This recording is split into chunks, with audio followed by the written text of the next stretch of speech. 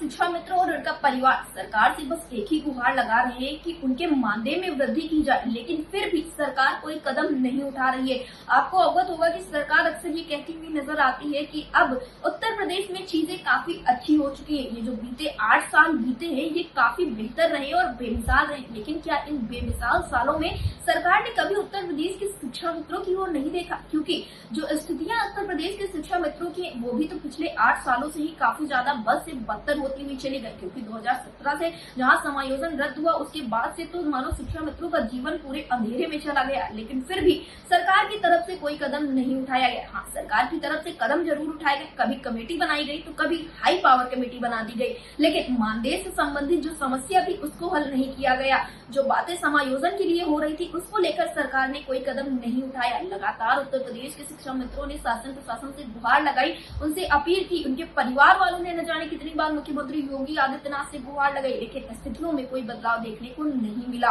हाँ, जब अब सरकार से उत्तर प्रदेश के शिक्षा मित्र मिलते हैं तो सरकार का ये कहना होता है कि हम आपकी समस्याओं को लेकर काफी ज्यादा गंभीर है और बहुत जल्द ही आपकी समस्याओं को हल कर देंगे। लेकिन इस तरह से बहुत जल्द का समय बताते हुए क्या कभी सरकार ने ये सोचा है कि शिक्षा मित्रों को पिछले कितने वर्षों से सरकार की तरफ से बस यही जवाब दिया जा रहा है कि हम आपकी समस्याओं का हल बहुत जल्द ही करने जा रहे हैं। सरकार को तो अब उत्तर प्रदेश के शिक्षा मित्रों की समस्याओं का हल कर देना चाहिए, जिससे कि वो अपना जीवन आसानी से व्यतीत कर सके, या यूं कहें कि अपने दैनिक जीवन की जो स्थितियां इतनी ज्यादा खराब हो चुकी है उनको सुधार सके। लेकिन सरकार तो समय पर समय दिए जा रही है और शिक्षा मित्र उम्मीदों पर उम्मीदें बांधते हुए नजर आते हैं। हर दिन उम्मीद होती है कि आज मानो उनकी समस्याओं को लेकर सरकार की तरफ से कोई कदम उठाया जाएगा, लेकिन शाम ढलती ही सारी उम्मीदें टूट जाती हैं। जहां अगर हम बात करेंगे संगठनों की तो संगठन के पदाधिकारी भी मुलाकातें करते हैं और संगठन के पदाधिकारियों का ये कहना है कि चीजें काफी ज्यादा सकारात्मक है। एक लंबे वक्त के बाद संवाद स्थापित हुआ है। अब सरकार कह रही है कि हम आपकी समस्याओं का हल करेंगे।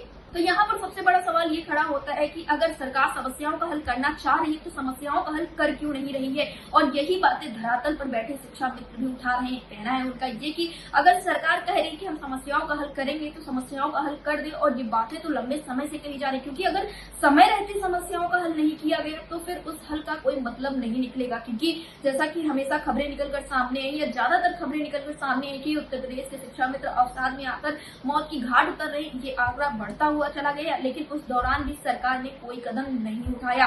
अब तो शिक्षा मित्रों का जीवन पूरी तरह से उम्मीदों और संघर्षों से भरा हुआ है। बस यही उम्मीद लगाई जाती है कि जल्द से जल्द सरकार उनकी समस्याओं का हल कर दे, जिससे कि उनके जीवन में भी खुशियों का माहौल हो सके। लेकिन आखिर कब तक उत्तर प्रदेश के शिक्षा मित्र इस तरह से इंतजार करेंगे? अगर सरकार कह रही है कि ये 8 साल बेमिसाल रहे तो सरकार कभी उत्तर प्रदेश के शिक्षा मित्रों की तरफ देखे और उनसे पूछे कि ये जो 8 साल बेमिसाल रहे उसमें इन 8 सालों में शिक्षा मित्रों ने अपना एक एक दिन कैसे गुजारा, या यूं कहे कि एक एक पल कैसे गुजारा। क्योंकि स्थितियां जिस तरह की है उस तरह से तो मानव शिक्षा मित्रों का जीवन काफी ज्यादा कठिनाइयों के साथ बीत रहा है, लेकिन फिर भी सरकार की तरफ से कोई कदम नहीं उठाया जा रहा। क्या आप भी मानते हैं कि ये जो 8 साल बीते हैं वो बिल्कुल बेमिसाल है? तो हमें कमेंट बॉक्स में जरूर बताएं।